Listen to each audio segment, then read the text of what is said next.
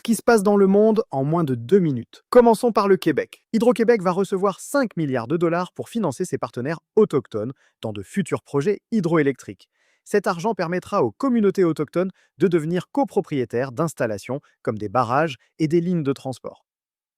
Pour vous, ça veut dire que vos factures d'électricité pourraient mieux refléter les investissements partagés avec les nations autochtones.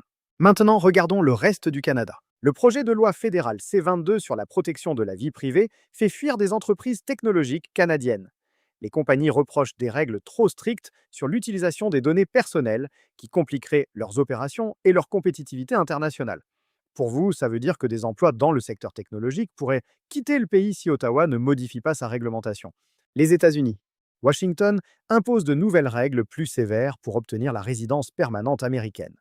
L'administration Trump exige maintenant des revenus plus élevés et une preuve que les immigrants ne deviendront pas dépendants des programmes sociaux. Pour vous, ça veut dire que déménager aux États-Unis devient beaucoup plus difficile, surtout pour les travailleurs à revenus modestes ou les jeunes familles.